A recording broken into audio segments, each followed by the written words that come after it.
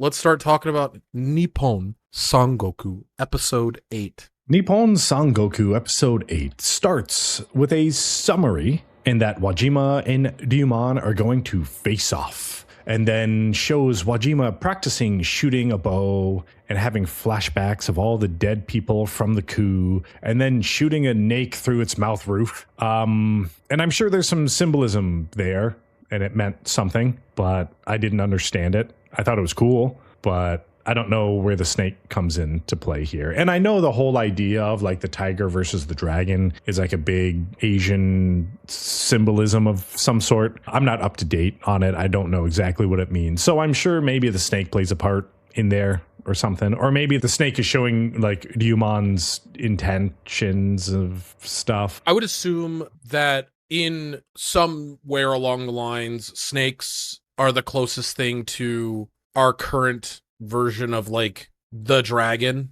at least the serpent body. So it's showing that she's planning to kill Ryuman. Yeah, maybe it showed her intentions at the beginning of the episode, but then as we see later, it didn't go as planned. True. But it cuts to the Sei military camp, Oketsu, 11:30. 12 degrees Celsius. And Wajima addresses the forces as they all jerk off, and she says they're leaving Oketsu to face off with Ryuman, and they'll never bow to Yamato. At 12:22, 12 degrees Celsius, they march onward, and Hei tells Wajima that Ryuman rallied everyone to Fukui, and they have 6,000 soldiers. Wajima is like, damn, they gonna take us on with that small amount? But Hei says the night raid forced their hand as well and are moving out sooner than expected.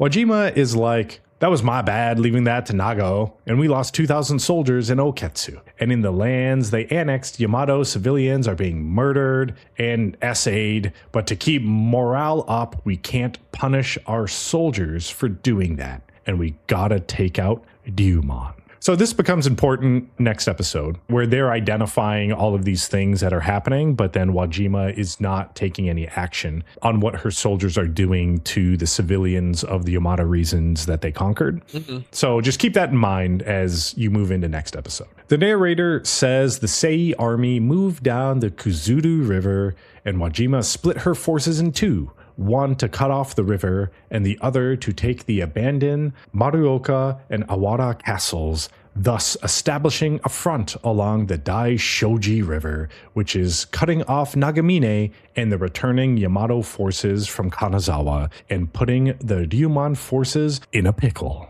So now basically what that means is you have the Ryuman forces, you have the Kanazawa troops that were with Tonotsugu and the whole night raid thing, but then now Wajima moved her forces in such a way where they're cutting off those 30,000 soldiers from regrouping with Ryuman, and they're basically doing like a two-front battle thing. They've cut off the only exit for the 30,000 troops to the north to regain and get to Fukui. And this is such a big gamble for Wajima to do because, as we'll see, Ryuman goes so hard, and he's just... oh, man. It was the right gamble. And then we see later in the episode, Ryuman has to make his own gamble. Mm-hmm. And we'll see probably in the later episodes which one of these gambles paid off more. Mm-hmm. Because I think they're both like paying off. But I think Ryuman was like the jackpot. He domain expansion full busts all over the place. Yeah, he made all those soldiers bust.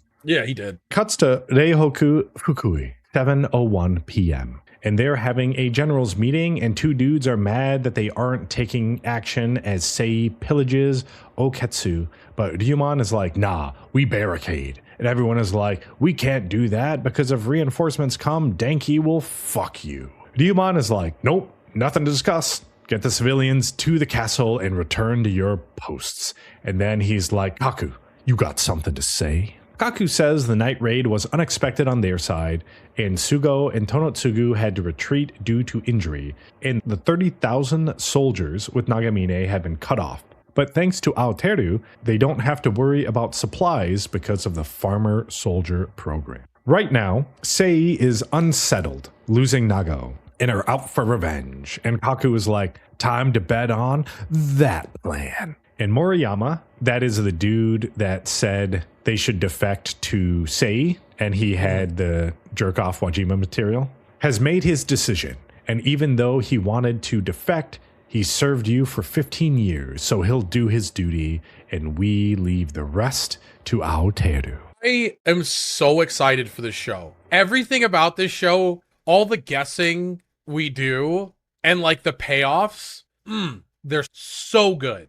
How they put the pieces on the board, where this guy, Moriyama, in the screenshot, he, wanted to defect to Sei, basically. And we all saw it play out, and we saw Aoteru sentence him to exile. And at the time, I guess we're just like, well, that's done, I guess. What done is done, whatever. But now we're seeing that this is like part of a larger plan that could potentially like turn how this war is going to go. So yes, as I was saying last episode, they have a lot of these breadcrumbs that have strong links with the rest of the story that appear to have really big payoffs. And that's what I like about this show and why I think it's so interesting is because, yes, you get to flex your brain, you get to think, you get to play, like backseat military strategist and see if you could like outthink Kaku and Denki and Aoteru. And it's kind of fun.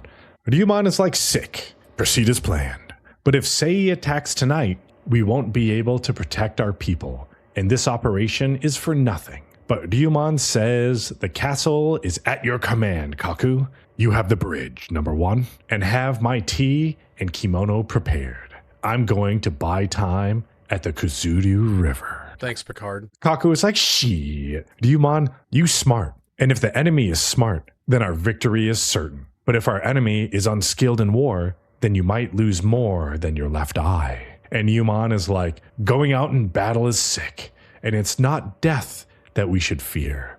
It's failing to live up to the life we have been given. And Kaku is like, holy shit, that was deep. And Kaku coughs outside, insinuating that he's like fucking sick or something and he's probably going to die. Do you remember Samurai Showdown? The video game? Yes. Yeah. Ukyo Tachibana had, what was the sickness? Oh, the guy that coughs blood or whatever? Yes.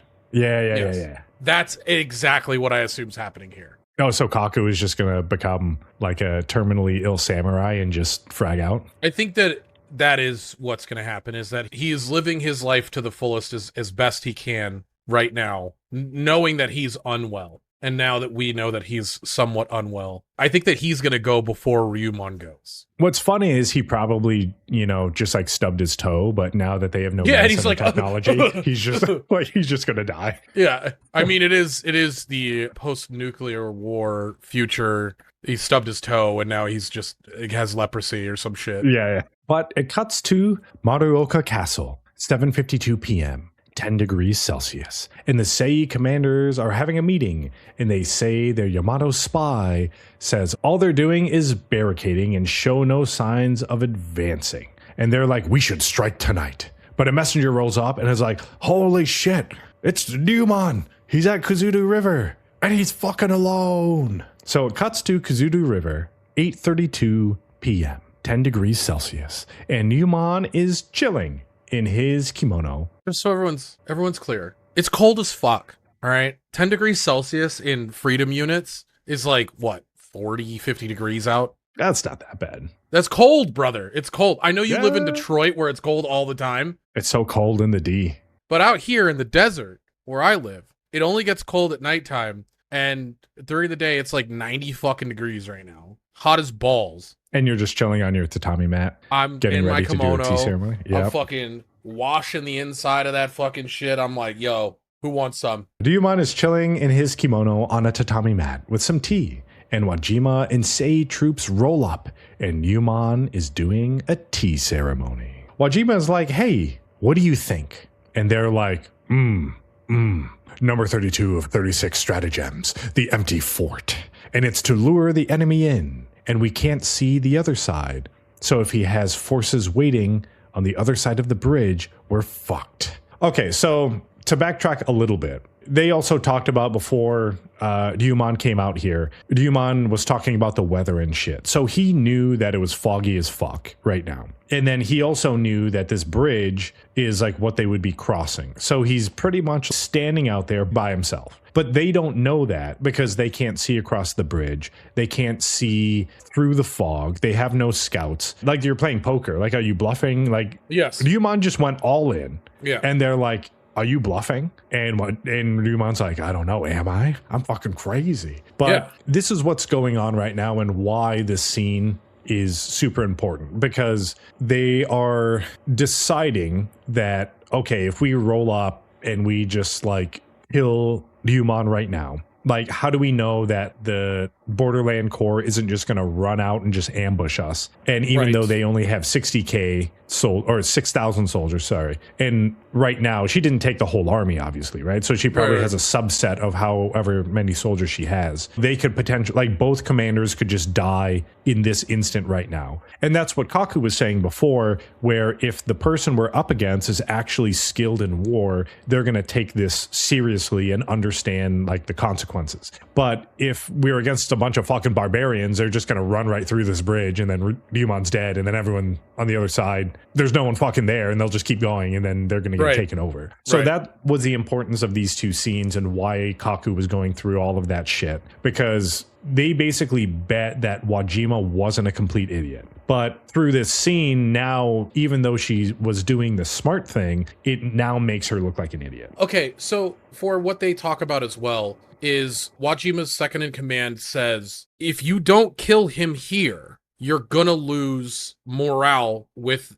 the entire Seiyu army because they're gonna view you as weak. And she rolls up and she's like, I ain't no bitch, and rolls up, arrows ready to rip, looks at him, realizes, oh shit, I should never have even have stepped forward here because I could lose my entire army and everybody could die that I've been working so hard to save, and doesn't realize that she's going to go back looking like a dog with a tail between their legs. So if she didn't step forward and she just said, hey, this is an ambush, we need to move back, fine. But she does the exact wrong thing because she's new to how this war stuff is really working. And that's what I love so much about this show. Is like, she's like put into a corner, it just makes absolutely the worst choice. And Ryumon just aura farms. She second guesses herself, and that basically shows weakness, because if she just kept moving forward, like, this would have been done and the show would be over. Even if she just kills him and then moves backwards. Yeah. It's the exact thing that she should have never done, because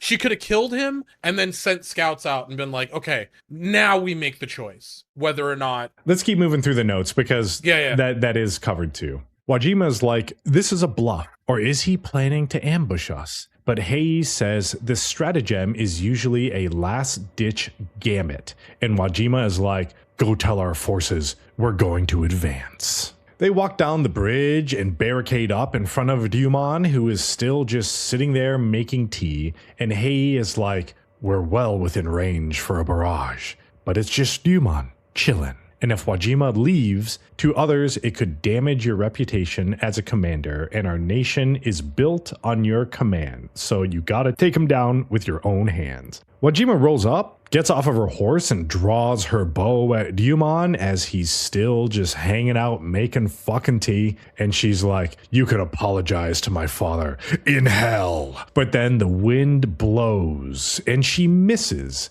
and it hits Ryumon in the shoulder and knocks over Ryumon's lantern, and it sets the tatami mat on fire. But he keeps making tea, unfazed, as he's also on fire, staring down Wajima. Wajima freaks out, and she's like, there's no way he can sit there with an arrow in his shoulder and literally fucking on fire. He has to have forces behind him. And she goes through all the options of how they can be ambushed, and if Ryumon's death or the end of the tea ceremony is the signal to start the ambush, then we have to retreat. And Hei is like, oh, nah, you fucked up. So now in this scene, basically a lone Ryumon who is on fire with an arrow in his shoulder basically caused the Sei army and commander to retreat. And that's why it's so important, because Wajima, I think, is like a younger commander. She's still smart, and I think she has like strategist wits about her. But, you know, she went through the options in her head and she's like, you know, it's too dangerous. Let's just get out of here. And the issue is because Hei was basically saying like, nah, we good. Like, they don't got anything. Just fucking rip this dude. But she ripped him, and then he's just on fire, and he's like, if I wanted a kiss, I would have asked your mother. And then she's like, oh shit. And then she runs away. Yeah. So they retreat, and it starts raining and puts out the fire. And Yuman is like, holy shit, they fucking retreated. He's like, dude, thank God for the rain. I would have been on fire this whole time. That sucks. Man, I had to hold that straight face while on fire. It's like, damn. I got shot and I had to hold that fucking face. Holy shit, that was crazy, guys. And he breaks the arrow off and he's like, I gotta go back home. I have to walk home. I'm the only one here. Fucking gets up limping. He's like, fuck, dude. That was a terrible idea. But it cuts to Osaka, same time. 15 degrees Celsius, and Aoteru is telling Tsune to leave tonight and to head to Fukui as a messenger, and Aoteru is going to meet with the Emperor. The narrator says Sei retreated for now, and Yuman's stratagem worked, and they're leaving the nation to Aoteru, and doubts of Wajima's command have started to surface. And that's the end of episode 8. Excellent episode. Nothing action-oriented really happened, but a lot of tension is just, everything's paying off, man. This is what makes this show so special to me. This is how you write tension without them just constantly having to have a fight scene between dudes that are just the coolest characters in the world. Everything is a mental battle. And I think that a lot of shows are scared to take this route because it's not as lucrative in Japan. It's not as lucrative in general. Like, we look at a show, Game of Thrones, has so many different moving parts, so many different characters, and so much build-up. There's not a lot of fight scenes until the very end of the show, in which then it falls on its own fucking sword, basically. Because they wanted to write things that were quote-unquote cool in these fight scenes, but also, some of them didn't make sense. Whereas this show is just, it's all tension. It's all thrill. If you understand what's going on, you're excited. And this is where Marriage Toxin kind of falls over. This is where Wistoria kind of falls over. It's like the characters are just not that interesting. This is a military-based show, but we're still able to understand what's going on and understand the tension and understand what they're doing, even though we don't know. The only 2 stratagems I know is the 2 they fucking told me, the 2 out of the 36. We got Rule 34 and Rule 32. And I don't really need to know anymore. So I think they do like a really good job of balancing the military vernacular you need to understand and the military strategy with the tension that they create and like all of the characters, like how they make it. Like, yes, it's a military story, but I think anyone can enjoy the story of this anime right now, because you don't need to be those things to understand it. You just have to just watch it unfold, and it's really interesting. And then episode 9, I mean, we're going to see the consequences of the actions that both of them had. Yeah, it was just like a complete gamble on both sides to come out and like do this thing, and then we'll see how it pays off in next episode. Love it. I'm loving it. Don't sue me, McDonald's, please. All right. Well, speaking of Wistoria, which we were just talking about a moment ago and comparing it. Oh, wait. I had one more picture of Aoteru being awesome. Oh, that picture of, what's his name? Hey, that's right. He has another name. I think the name I'm using is his family name. He has like a first name that... His Jim Bob. Wajima. Yeah, that's actually just Joe. Yeah, just Joe. But yeah, you could see in that picture, right? He's disappointed in the outcome because he knows like they were had. But at the same time, it's like Wajima's the commander. Like, she said retreat, everyone retreat. And even though he knows that they should have moved forward and she should have finished off Ryuman and march across that bridge and just start fucking on some Yamatos, he understands the gravity of like what just happened. Yeah, he's awesome. He's their Kaku, and I'm enjoying him as a character quite a bit. But anyways, okay.